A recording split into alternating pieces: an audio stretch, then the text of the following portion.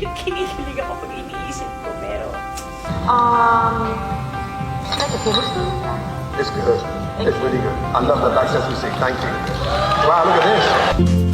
Hi! Welcome to Julian's Kitchen. Yes, hindi tayo magluluto uli today. Magdi-discuss tayo about pots and pans. What do you have to add? Ano yung mga kailangan nating idagdag? Eventually, invest in good pots and pans. Like, I've invested in some pieces of Le Creuset because these are really good for mga big batches of stewing kasi nga evenly distributed yung heat. Matagal din siya magagamit. Nagkaapo ka na sa tuhod, buhay pa rin siya. So maganda siyang ipamana. Not only that, matagal talaga ang ibibigay niyang serbisyo sa'yo. Totoo yan. This has been with me mula nung nagsimula ang Julian's Kitchen. Mukha pa rin siyang bago.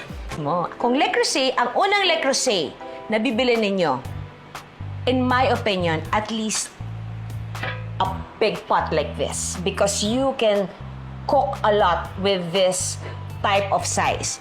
Kung medyo maliit ang pamilya ninyo, may mas maliit pa siyang size. You can also get that. Pero ito, pwede kang magkaldereta, pwede kang magkare-kare, marami kang magagawa dyan.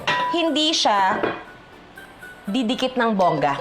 Walang dikit na mangyayari dyan. Ay, ang bigat. Pwede na ako ano dito? Ano tawag dito, Bob? Squats. Tagal ko na talaga hindi nag-workout. So, eto yung mga bagay na kailangan ninyo when you want to actually invest in your kitchen equipment or kitchen appliance. At again, I suggest to invest in really good materials ng pots and pans kasi at some point, kakatipid natin, madali naman siya nasisira. Bili tayo ng bili ng mura, hindi ba?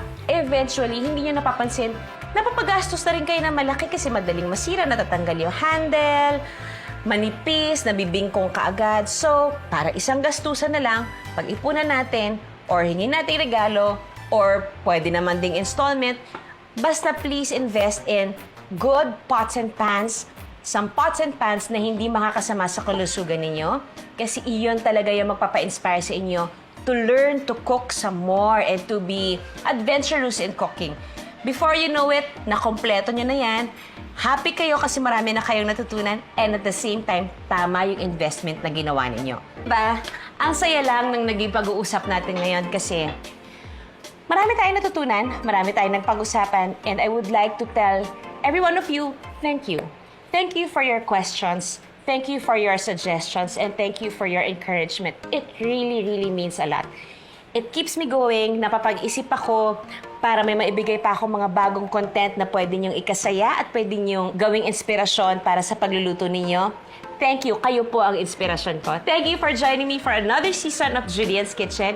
I'll see you again next time for Season 3. Bye!